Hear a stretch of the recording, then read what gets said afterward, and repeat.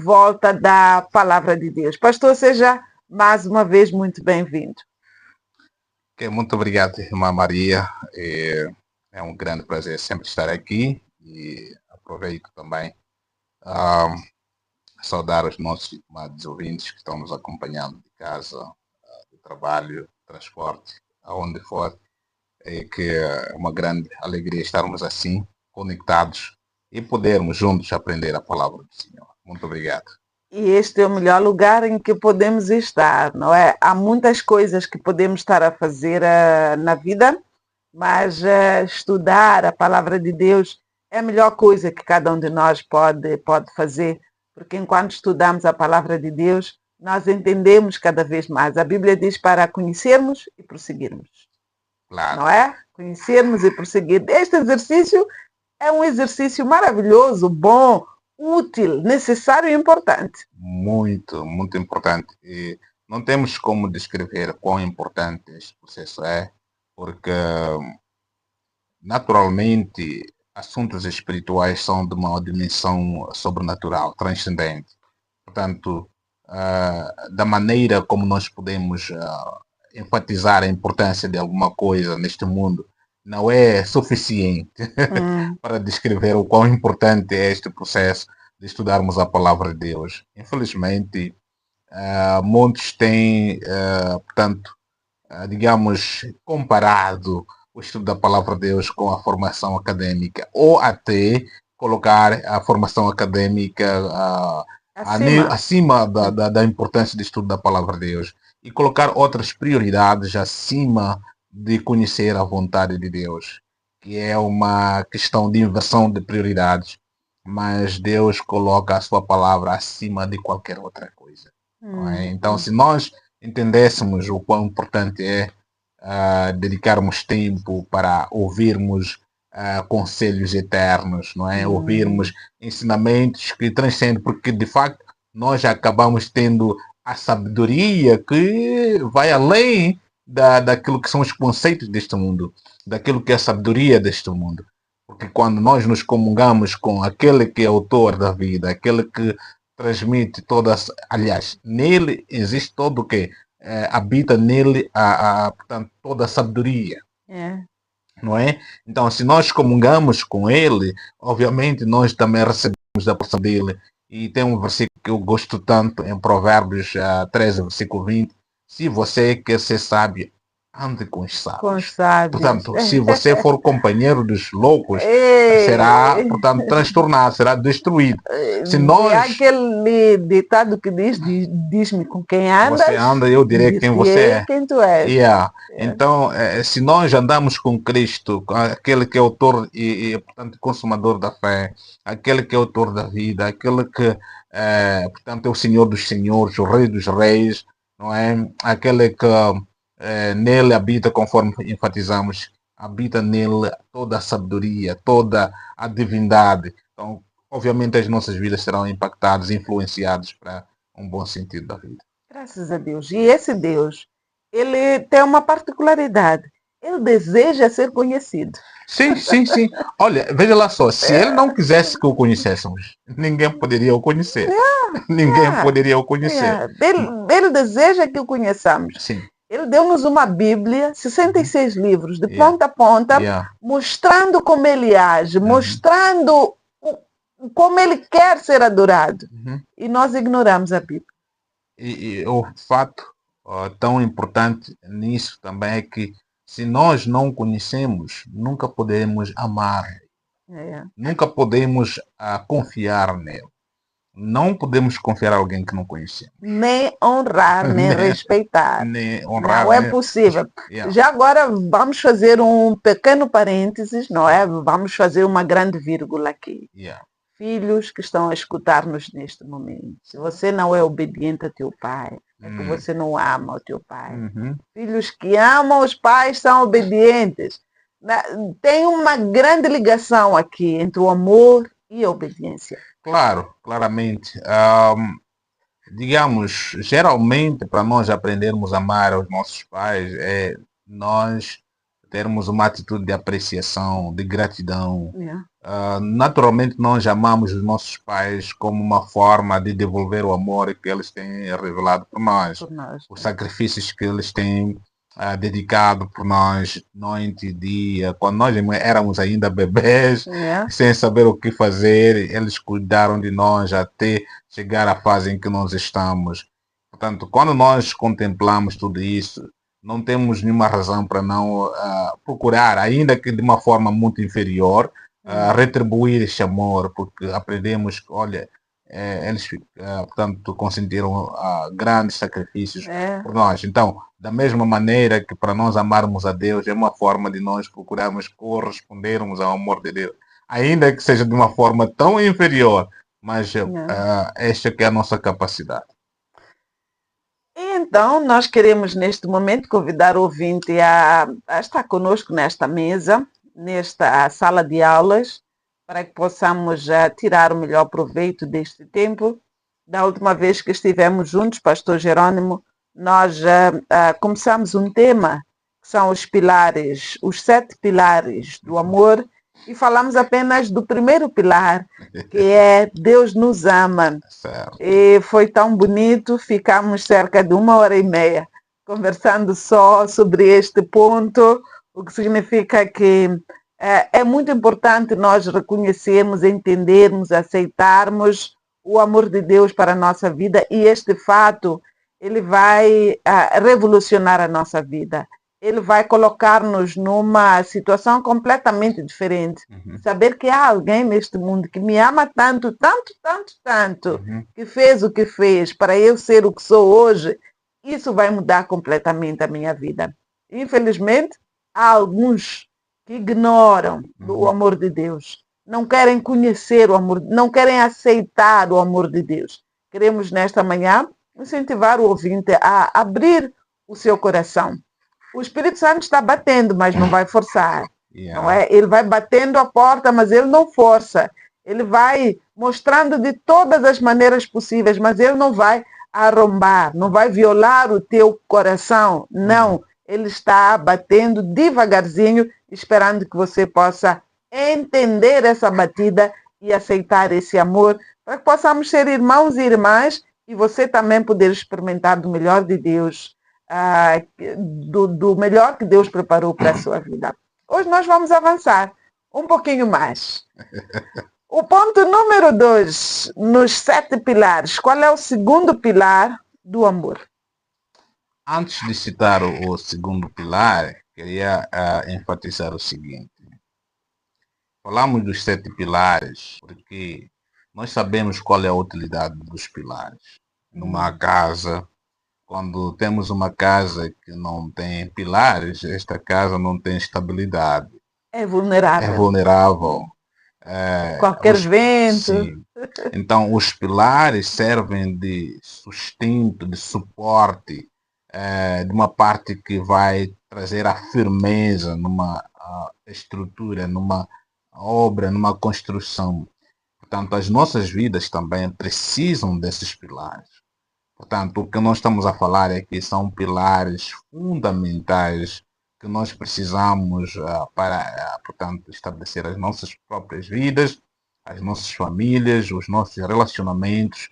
Se não entendermos esses pilares, de facto, estaríamos a construir a nossa casa sem nenhum alicerce, sem nenhuma base, como aquele que é insensato, que ouve as palavras de Jesus e não segue conforme Cristo nos ensina. Em Mateus 7, versículos 24 a 27. Portanto, estaríamos a construir a nossa casa sobre a areia que não tem nenhum fundamento sólido e não tem alicerces. Portanto, esta casa está vulnerável a qualquer tipo de vendaval. Claro que todos estão vulneráveis, mas esta, obviamente, e sem dúvida alguma, vai desabar perante esses vendavais. Portanto, esses pilares são mesmo bases fundamentais que nós todos precisamos. Agora, vamos avançar para o pilar número 2. Falamos do pilar número 1, que a irmã já nos fez lembrar. Agora, avançando para o pilar número 2. O pilar número 2 é muito simples. Tão simples. é que eu amo-me a mim mesmo. Eu amo-me a mim mesmo. E conforme nós vimos, o primeiro e grande mandamento de todos é amar a Deus, no capítulo 22 de Mateus, versículos, portanto, 37 a 38. Aí diz, a questão é colocada aqui por um doutor da lei, no versículo 35, que interroga Jesus Cristo para o experimentando, dizendo assim, no versículo 36, Mestre, qual é o grande mandamento na lei? E Jesus responde no versículo 37, amarás o Senhor teu Deus de todo o teu coração, de toda a tua mente, que é a alma neste caso, e todo, portanto, o teu pensamento. E este é o primeiro e grande mandamento. No versículo 39. E o segundo semelhante a este é, amarás o teu próximo como a ti mesmo. Portanto, destes dois mandamentos depende toda a lei e os profetas.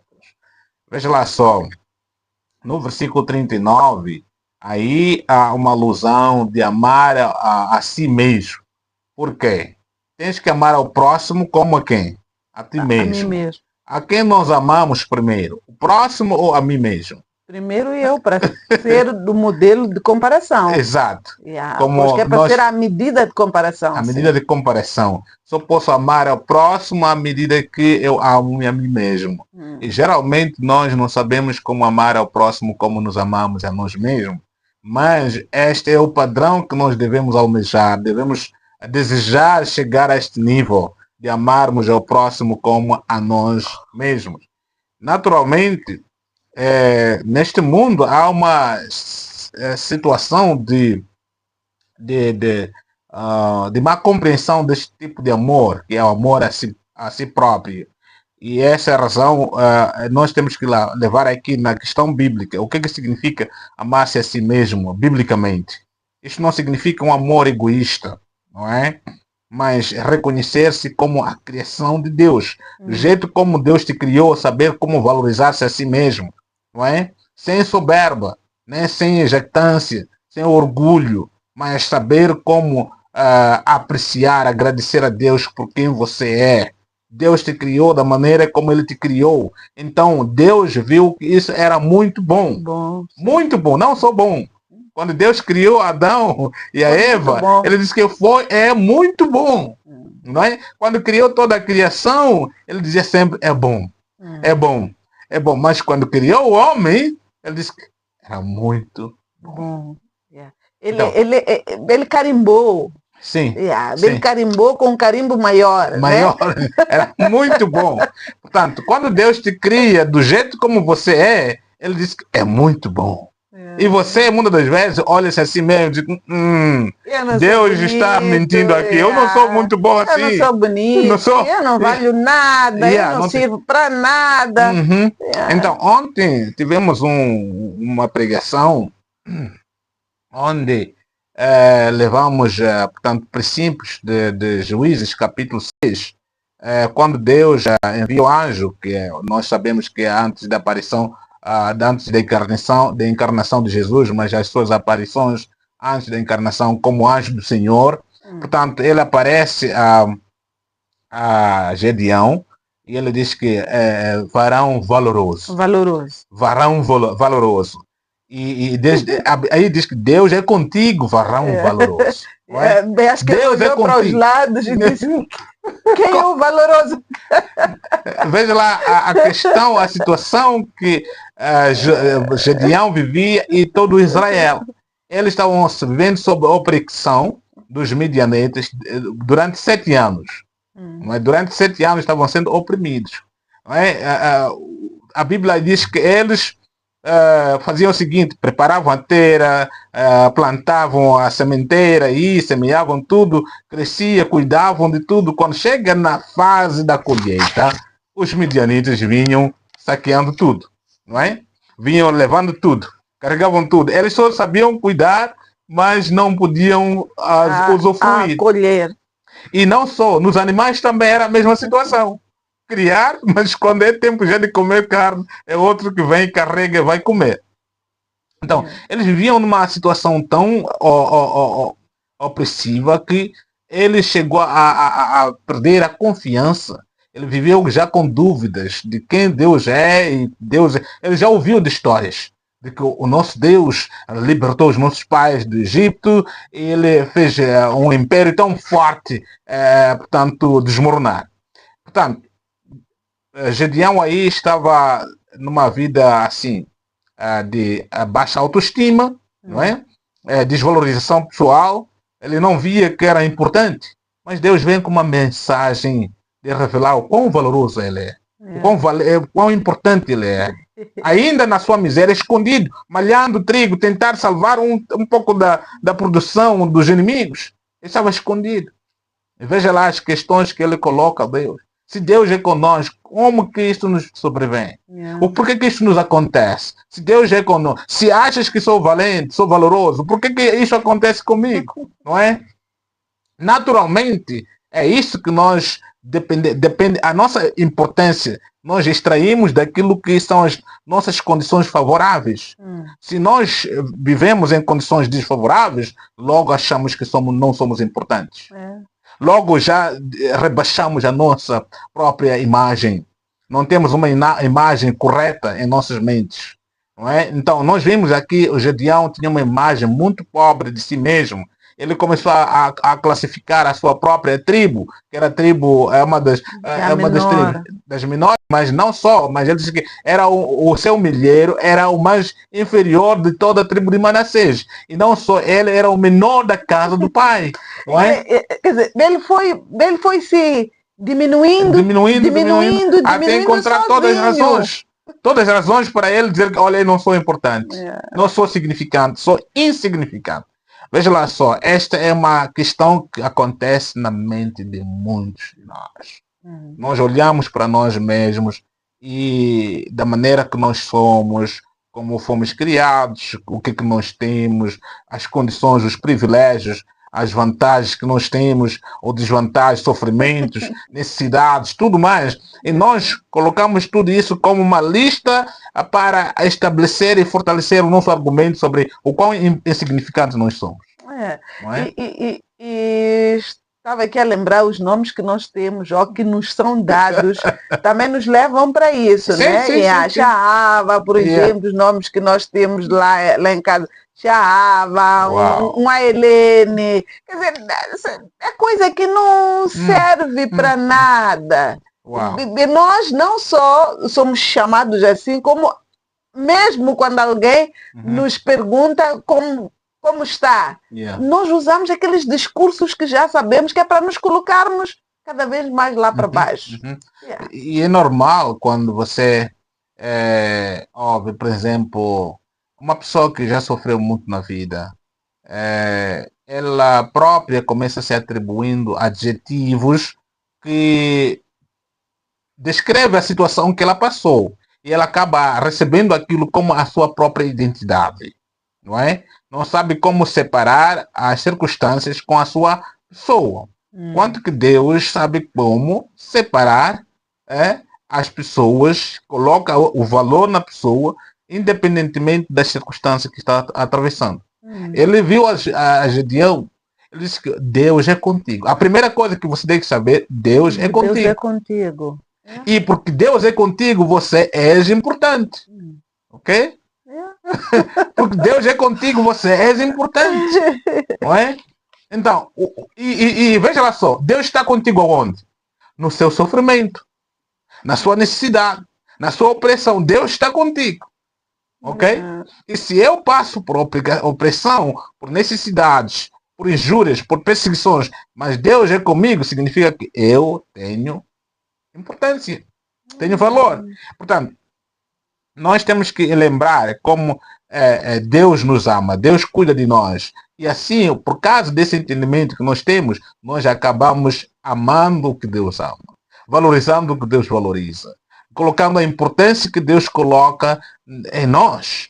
Deus coloca a importância e Deus ama nós. Deus é conosco, então nós já aprendemos a nos amar a nós mesmos. Certo? Nós aprendemos a nos amar a nós mesmos porque Deus coloca esta importância, coloca esse valor em nós e assim nós aprendemos também a amar-nos a nós mesmos. Deus nos ama. Apesar de que muitas das vezes não temos o entendimento completo daquilo de como Deus nos ama, mas nesta percepção que nós temos, nós procuramos aplicar este portanto, entendimento no amor que Deus tem para nós e procuramos aceitar.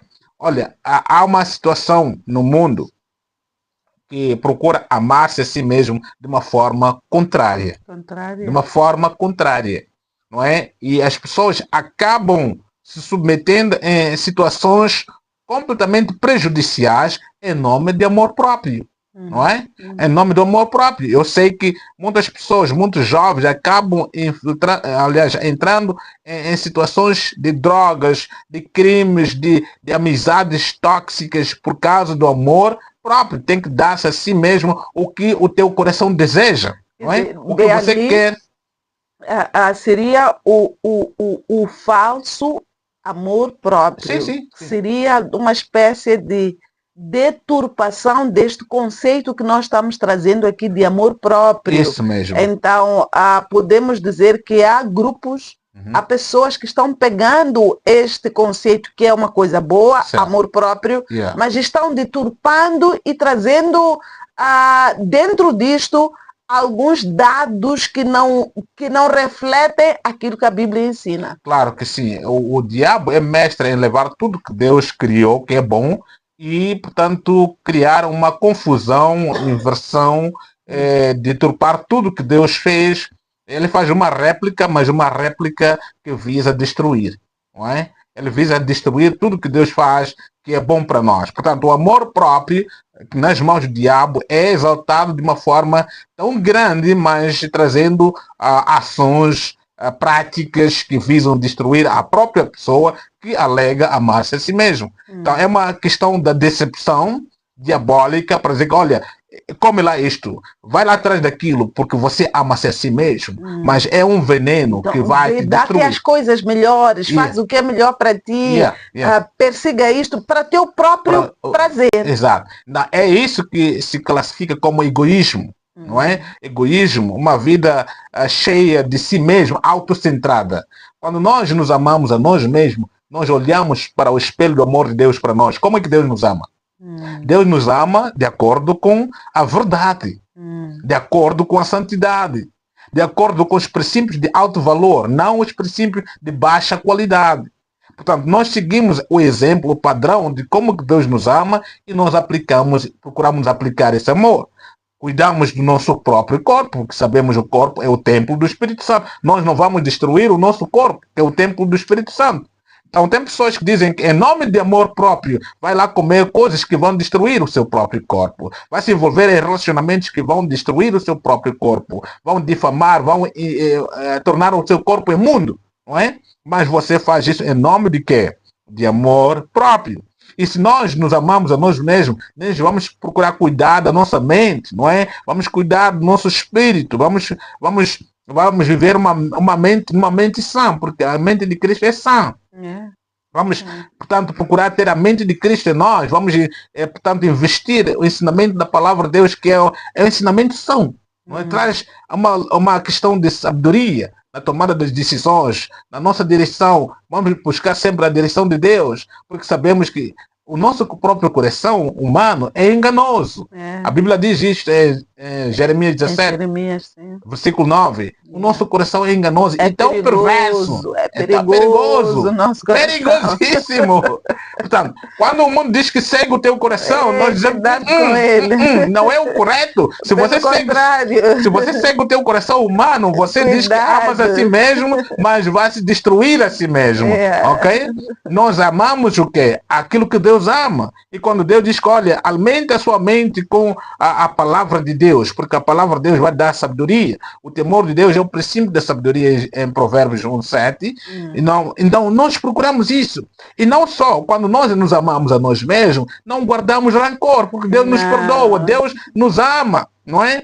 Deus nos ama e nós também aprendemos a amar-nos a nós mesmos. Não guardamos rancor, perdoamos com muita facilidade, com muita simplicidade, não carregamos a mágoa, não é? Portanto, nós temos que formar uma imagem saudável de nós mesmos, uma autoimagem saudável, porque Deus me valoriza, Deus me ama, Deus é comigo, Deus me chama de adjetivos que me dignificam, não de adjetivos que me desvalorizam. Ele chama-me de valorosa, valoroso. Exato. Então, mesmo eu sendo um medroso, uma medrosa, ele chega para mim e diz, olha, tu és valorosa, tu és valorosa. Sim, você é capaz. Mas é o que diz a Bíblia quando diz que nós não fomos dados o espírito de temor. Sim, sim. Esse é em 2 Timóteo 1, versículo 7. Pelo contrário, nós fomos dados o espírito de ousadia. Não é? Temos o espírito de sabedoria, de moderação, não é? De fortaleza. Em 2 Timóteo 2:1, e não só, não 2:1, de 2:7, assim que é, mas também fala Romanos capítulo 8, versículo 15, 16, 17, que nós não fomos dados o espírito de escravidão, mas o espírito de adoção. De adoção. Já agora podemos clamar que Pai, porque somos pai, filhos. Querido papai. Sim, somos filhos. Nós temos toda a ousadia. E, portanto, nós podemos nos achegar ao trono da graça com toda a ousadia. Hebreus 4, versículo 16. Chegamos com toda a ousadia. E lá nós alcançamos misericórdia, o perdão dos nossos pecados e achamos graça para a ajuda em tempo oportuno. Isto é, a graça nos dá o que nós não merecemos, quanto que a misericórdia remove de nós o que nós merecemos, que é o castigo. Portanto, nós temos este Deus que cuida de nós de uma forma tão maravilhosa que nós podemos chegar a ele. Veja lá só o exemplo de Davi, no primeiro livro de Samuel, capítulo 17. Ele sabia que Deus me ama, Deus é comigo. Portanto, ele podia avançar para confrontar um homem tão gigante como Golias. Ok? Ele só sabia que Deus é comigo. Deus é comigo. A única garantia que ele tinha é que Deus é comigo. Deus é comigo. Então, ele podia ir. Ele sabia que não foi. Diante de um poste daquele tamanho, daquele homem daquele tamanho, a única garantia que ele tinha é que eu não estou sozinho. Deus é quem vai pelejar. Deus é quem vai te derrubar. Ok? E veja lá só. E Deus fez. Porque ele estava honrando a confiança, a fé deste jovem Davi. E veja lá só o Gedeão, voltando para o que nós mencionamos. Quando, depois de todo o exercício daí de testar-se, porque estava cheio de muitas dúvidas. Por tanto tempo da opressão, muitas das vezes, quando nós ficamos muito tempo a sofrer, oprimidos, nós acabamos de desconfiar. Temos tantas dúvidas que alicerçamos em nossas mentes. Então, Gedeão... Nossa mente está tão... consumida pelo negativo. Negativismo. Estamos tão consumidos pela falta, pela dor, pelo problema, por tudo isto. Estamos tão consumidos que quando chega alguém diz, olha, tu és valorosa, tu és valorosa. Esquece. Eu? Você até não quer resistir, quer lutar com a pessoa, até você tem vontade de espancar essa pessoa. Não é? Não, vimos aí, Gedeão... teve que ser convencido. Deus foi tão longânimo com Gedeão, não é? Ele sabia o que ele estava passando. Gedeão pediu alguns testes para ver se Deus mesmo é Deus. É? Será que o que ele... Está bem, Deus, ok. Já que dizes... Vamos lá fazer um teste. Vamos lá fazer um teste. Amanhã cedo. Todo lugar esteja molhado, menos nesta coisinha.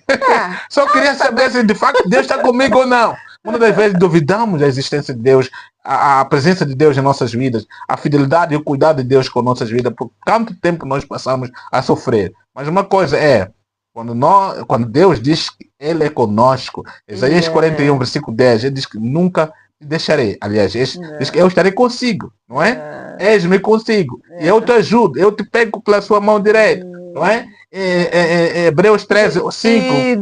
E do jeito como é dito neste versículo, é algo tão pessoal. Tão pessoal. Tão amoroso, tão carinhoso. Eu te seguro, é como se fosse uma pessoa mais velha, segurando uma criancinha indefesa, não é? E vai lhe levando por caminhos seguros. Até o lugar onde ele acha que, olha, aqui sim, já pode ficar, de ter uma imagem de proteção. Proteção, você não se preocupa por nada aí. É como Davi dizia que, olha, ainda que eu ande pelo vale da sombra da morte, não temerei. A tua vara, o teu cajado, estão lá, me consolam. Veja lá isso.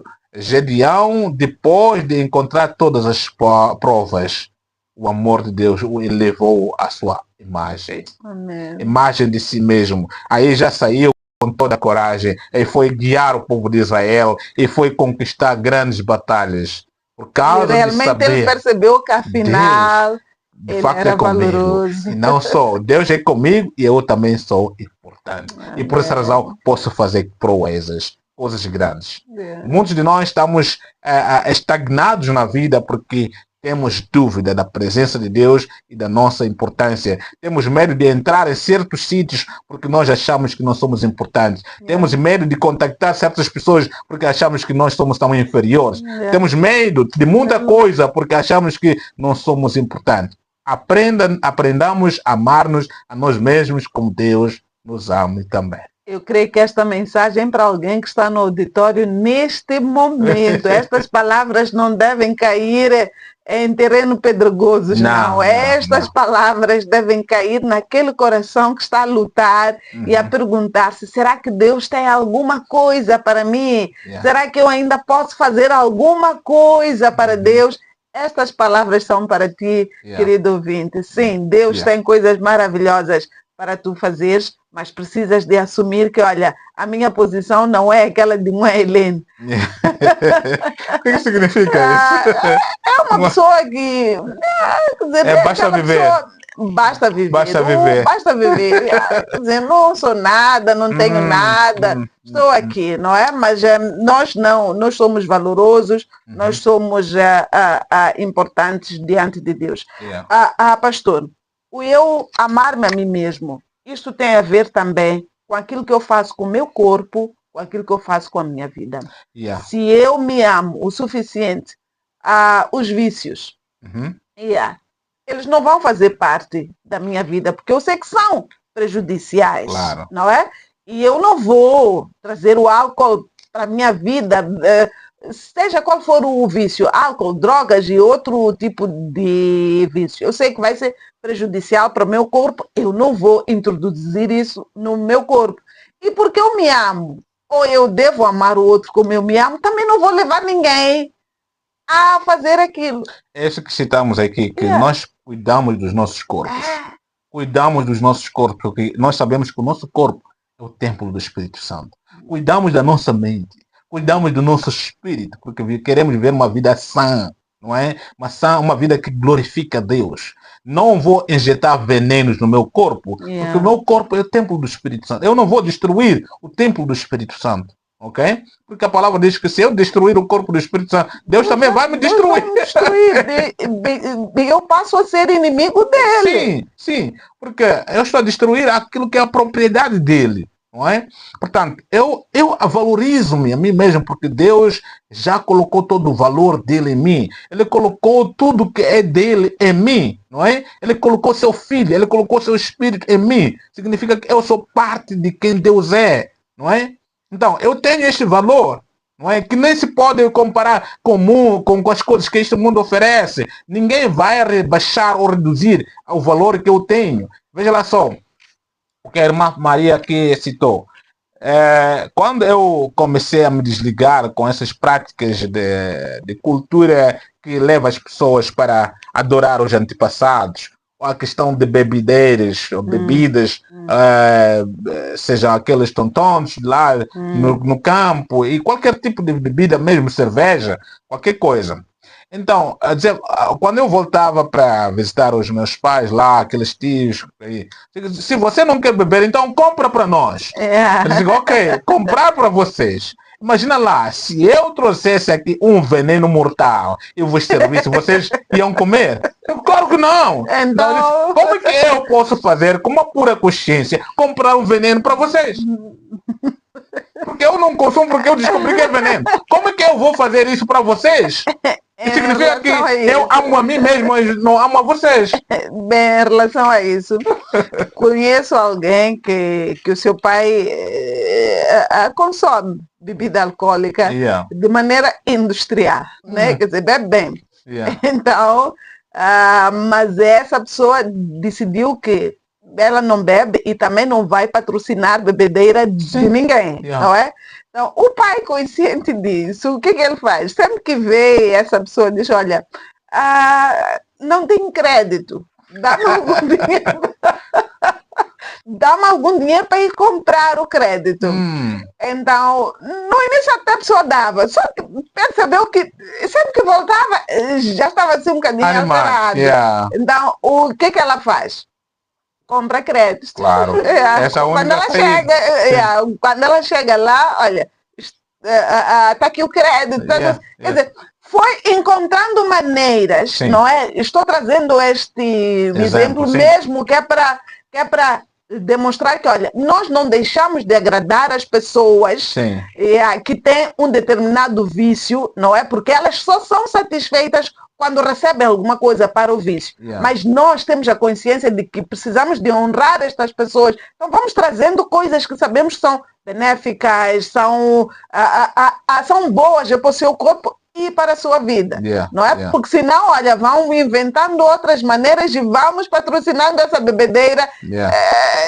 Estamos a destruir. Títulos, estamos a contribuir para a destruição deles. Porque eles estão andando na cegueira, pensando que estão se amando a si mesmos, mas de facto estão destruindo os seus próprios corpos. E uma provocação, pastor escritor, que escreveu o livro Antes do Sim, já agora, não é?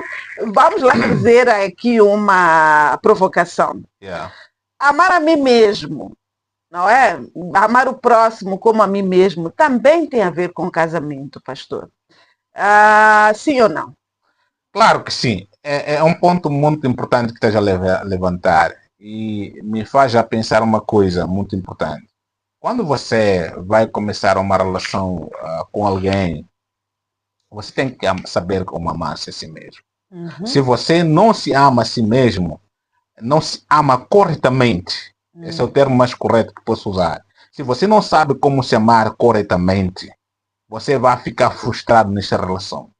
Porque ainda que outra pessoa queira te amar corretamente, a sua maneira de receber o amor é deturpada. Você não vai saber como apreciar esse amor, porque você não aprendeu como amar-se corretamente.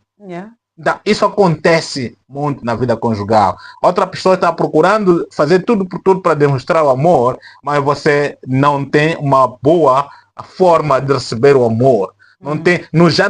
Não aprendeu como amar-se a si mesmo corretamente. E outra coisa, você vai depender mais do amor do outro, em vez de depender do amor que Deus tem te dado, pelo qual você ama a si mesmo, e depois, porque você pode ficar satisfeito com o amor que Deus te dá, e você aplica esse amor no seu próprio coração, sem esperar do amor do próximo. Ok? Quando você está satisfeito com o amor que Deus te dá e você aplica esse amor no seu coração, amar-se a si mesmo com o amor de Deus na sua vida, que é o amor correto. Você não depende do amor do próximo para ser feliz. Ok?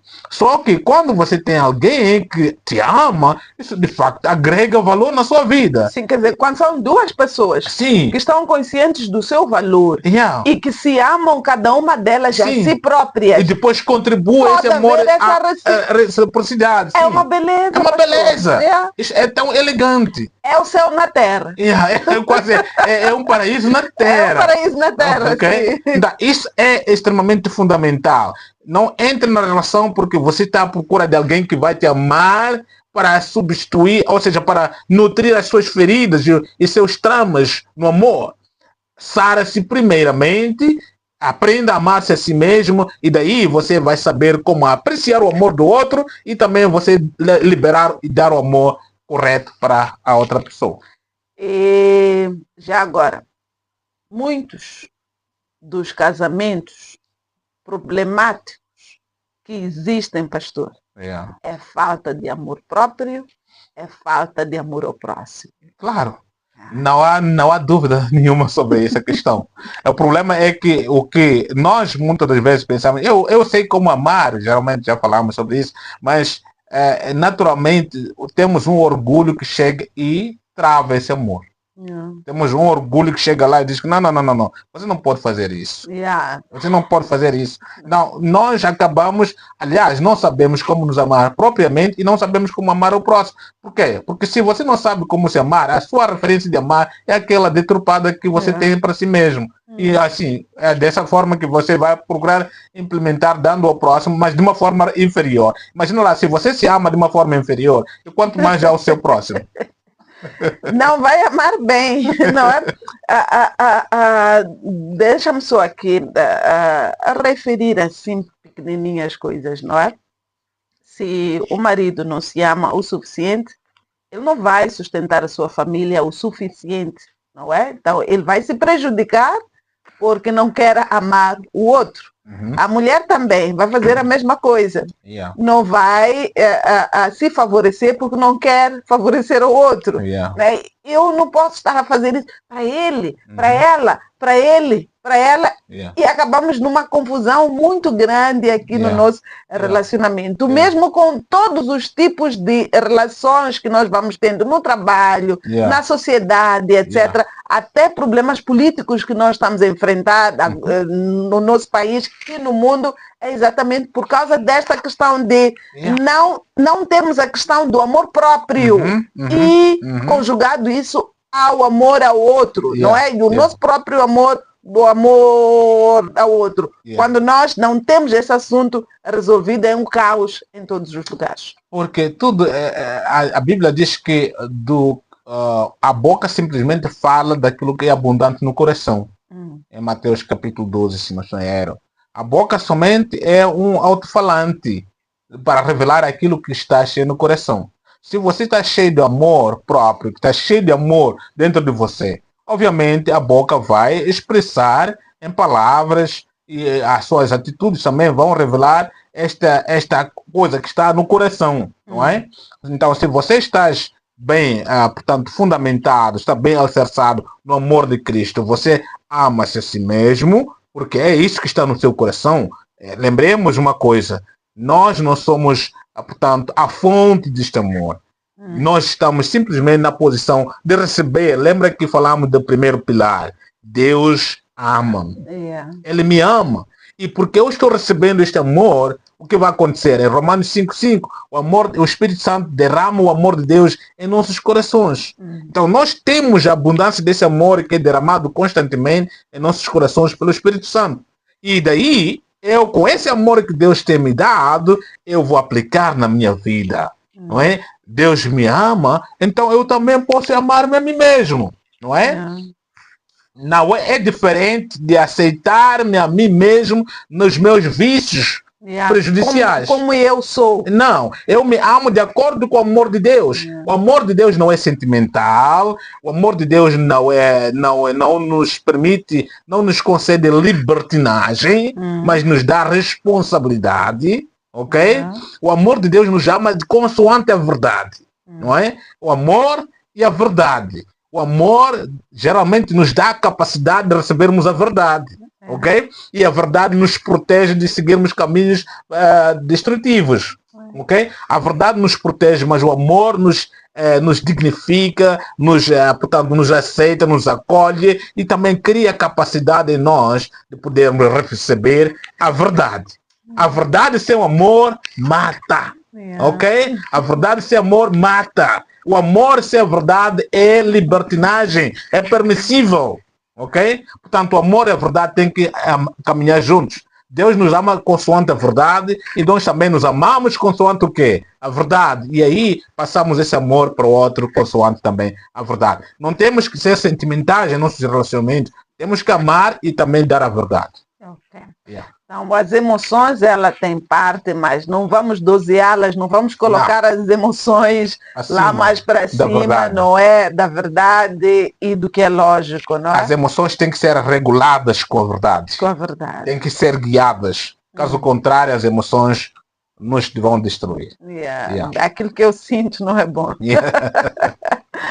Temos uma mensagem aqui para partilhar. Ela diz assim: bom dia, irmã Maria e o professor. Deus abençoe a vocês. Estou de volta, andei sumido e com muitas saudades vossas. Esta mensagem nos enviada pelo ouvinte Cardoso, ouvinte Cardoso, obrigado pela sua participação.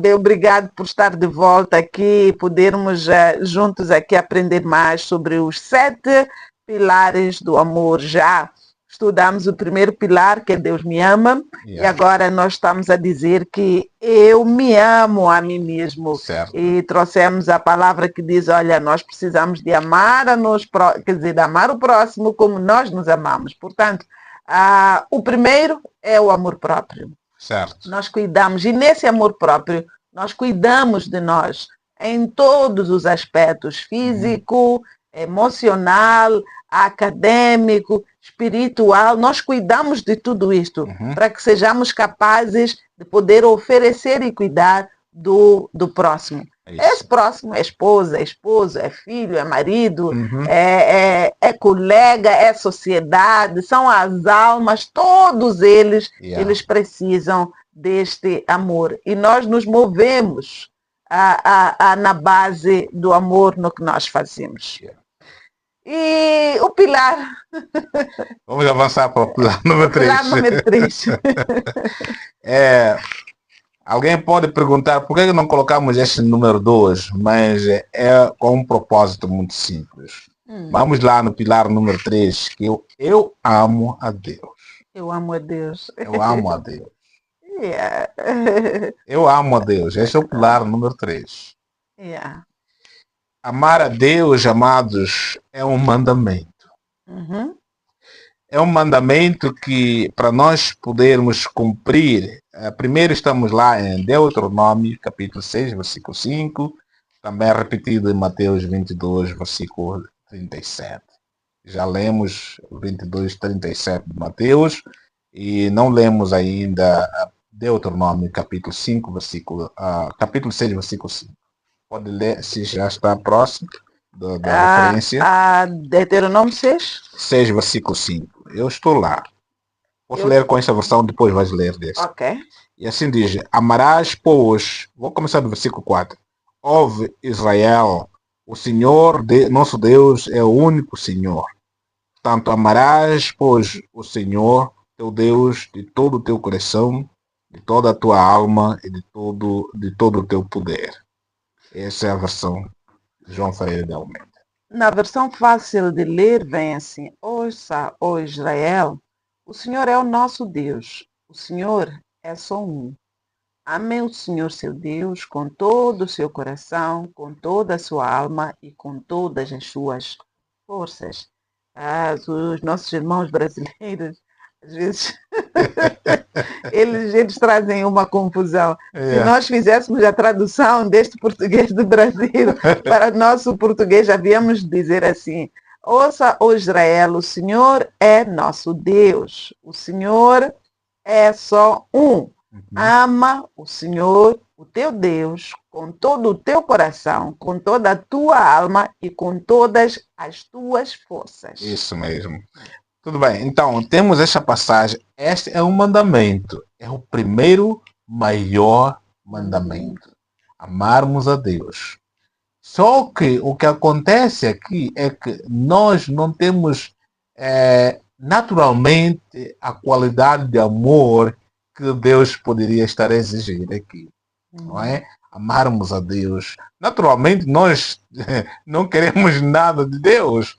Naturalmente, depois da queda do homem, quais são os primeiros instintos humanos? É a fuga de Deus. Não é? O fugir o quão longe você puder. Quanto longe você puder. Não, naturalmente não queremos Deus. Quando Deus olhou dos céus para a terra para ver se havia um justo, alguém que buscasse a Deus, ele viu que não há nem um sequer. Em Romanos capítulo 3, versículos 10, 11, 12 e por aí em diante. Se você lê as condições do coração do homem antes da regeneração, você vai ver que é simplesmente uma situação horrível. Ninguém buscava Deus, cada um estava desviado em seus próprios caminhos. Não é? Esta porção que eu citei em Romanos capítulo 3, do versículo 10 até 19, é uma situação tão assustadora que revela o coração depravado do homem. Não é? Um coração que não tinha como o homem não tinha como voltar a Deus, não tinha como buscar a Deus por sua própria conta, até que Deus interviu, não é? Portanto, vimos esta passagem, aí Deus diz que, olha, nós temos que amar a Deus. Só que já no Novo Testamento, não é? Como já citamos uma passagem, onde há repetição, nas epístolas paulinas e joaninas, temos um guião de como é que nós podemos amar a Deus. Principalmente as epístolas joaninas. Vamos a falar das epístolas escritas para o apóstolo João. Não é? Às vezes esses termos teológicos escapam, então esquece que estou falando com o público misto, certo? Ok. Portanto, quando falamos sobre apóstolo João, na primeira carta universal ou geral do apóstolo João, capítulo 4, você vai ver algumas descrições tão maravilhosas de como é que nós podemos amar a Deus.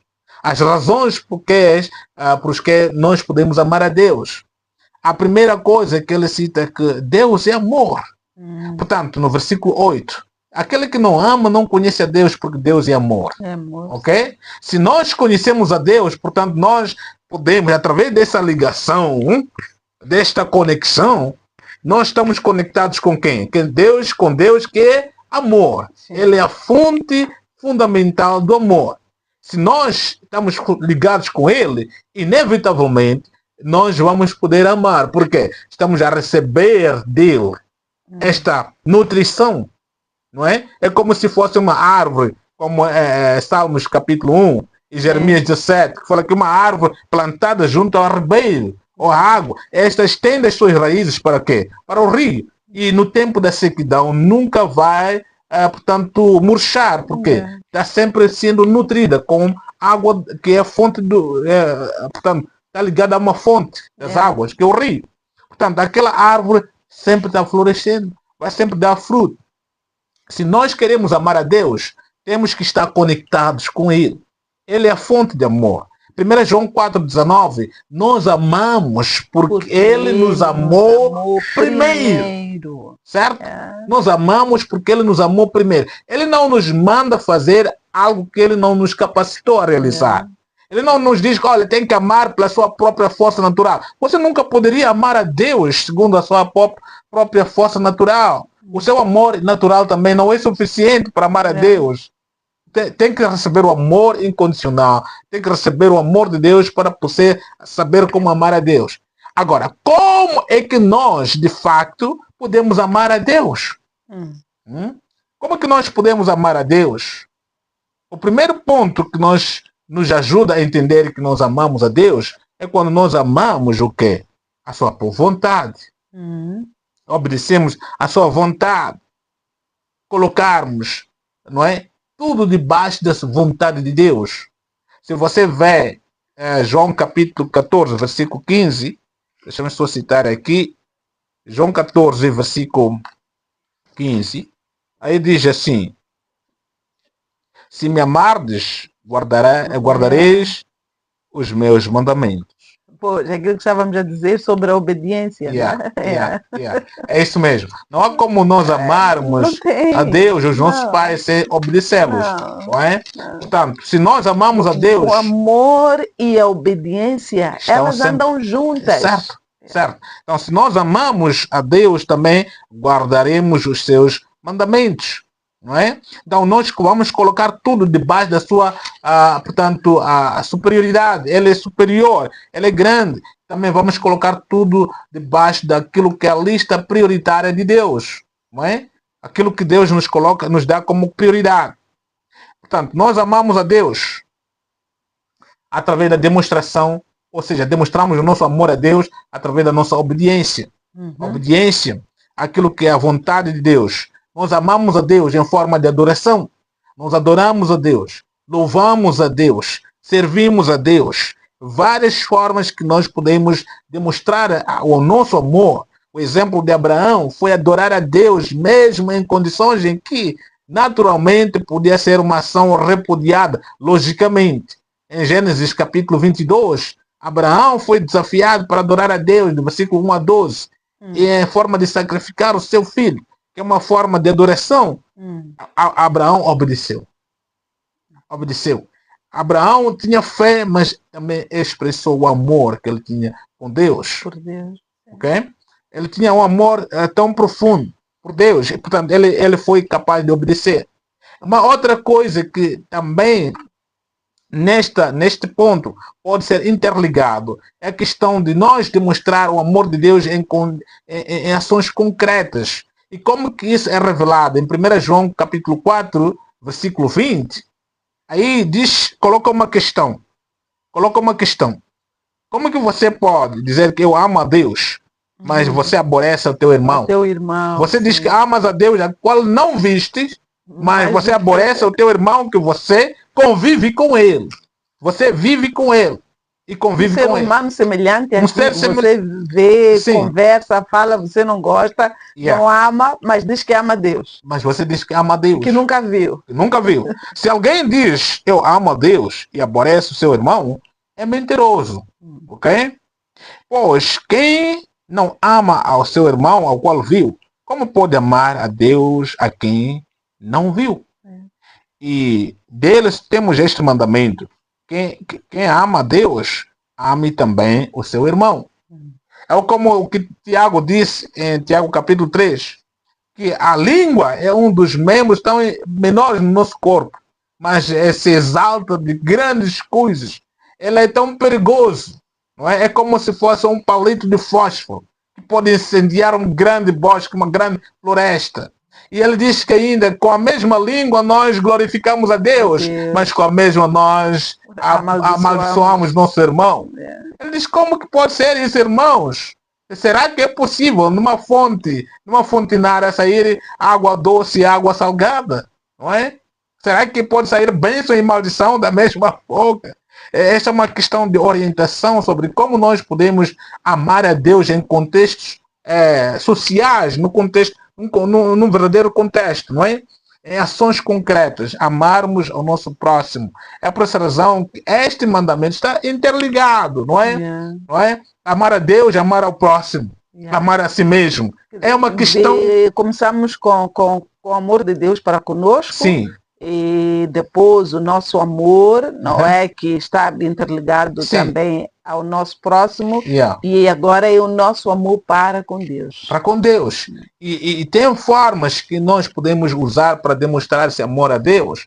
Nós adoramos a Ele, obviamente, em nossos corações, nós louvamos, sacrificamos, fazemos tudo por tudo, mas não, olha, eu amo a Deus, eu somente vou à igreja, mas não tenho cuidado com alguém, não quero ouvir. E uma das formas superiores, ou a forma mais concreta e a coisa mais, isto é, digamos, uma coisa muito, muito mesmo maior e melhor para demonstrar o amor de Deus para as pessoas, principalmente as perdidas, eles deram o Evangelho. Amém. Uma coisa que parece simples, uma coisa que parece algo que não tem tanto valor, mas é coisa importantíssima. Falar o Evangelho para as pessoas não salvas. Este é o amor. Se alguém não ganha almas, esta pessoa está desprovida do amor de Deus. Ok? Dura é essa palavra, mas é verdade. Se nós amamos a Deus, temos que amar ao nosso próximo. Aquilo que Ele ama também. Aquilo que Ele ama. São as almas. Sim. Você sabe que Deus ama mais as pessoas do que qualquer coisa que Ele criou? Ele ama mais as pessoas do que qualquer coisa. Temos um canto que cantamos em inglês. God loves people more than anything. Deus ama as pessoas mais do que qualquer outra coisa.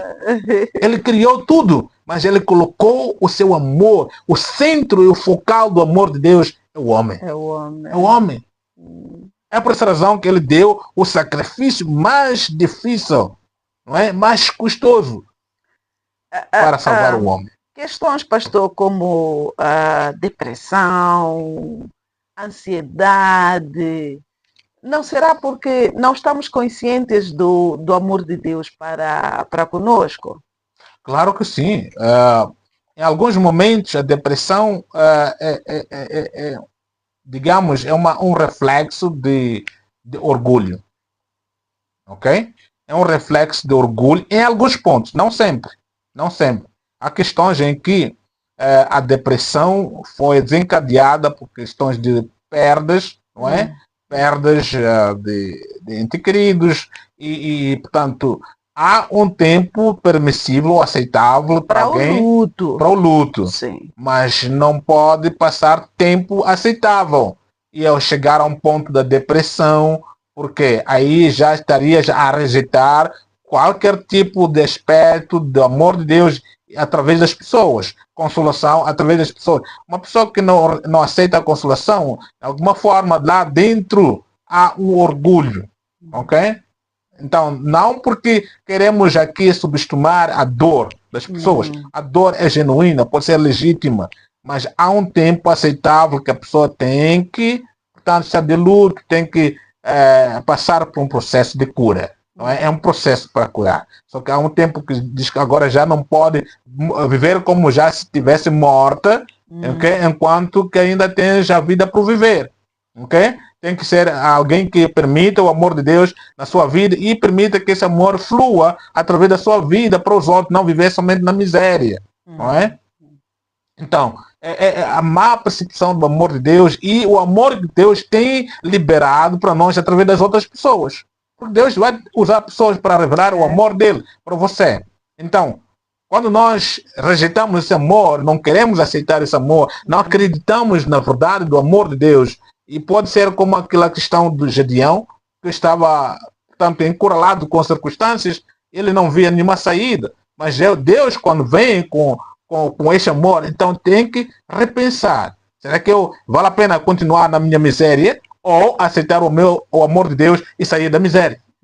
Ok? Quando você aceita o amor de Deus de todo o coração, você liberta da miséria. Okay? Eu sublinhei, pastor, eu sublinhei aqui nas minhas anotações. Deus usa as pessoas para demonstrar o seu amor por nós. Exato. Deus usa as pessoas para demonstrar o seu amor por nós. Isto, pastor, vai... também somos conselheiros e aconselhamos pessoas um pouco mais jovens, aquelas entre a crianças e jovens, né? Então estamos ali naquela fase assim um pouco complicada. É? Adolescência. E esta frase, para mim, pastor, ela tem um impacto grande. Deus usa as pessoas para demonstrar o seu amor por nós. Certo. Porque várias vezes nós achamos que Deus não nos ama, não se importa conosco, não faz nada por nós, não tem nenhum propósito para as nossas vidas. Mas os nossos pais estão lá. Certo. Os nossos tios estão ali. Os conselheiros, as pessoas da igreja estão lá. Os nossos amigos estão lá. Mas nós queremos inutilizar tudo isto que faz. Quer dizer, faz porque meu pai. Faz porque minha mãe. Faz porque meu professor. Faz porque... E nós não damos esta importância de que é Deus agindo na nossa vida através de cada uma destas pessoas. Olha, é só parar para refletir um pouco. Você não pode imaginar quantas crianças crescem com traumas, com uma disfunção psicológica, e só porque não tiveram nenhum parente para, portanto, lhe dar o carinho que precisava.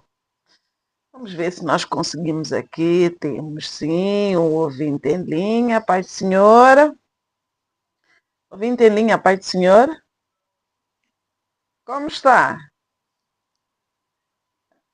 Como está? Na graça. Na graça do Senhor também está.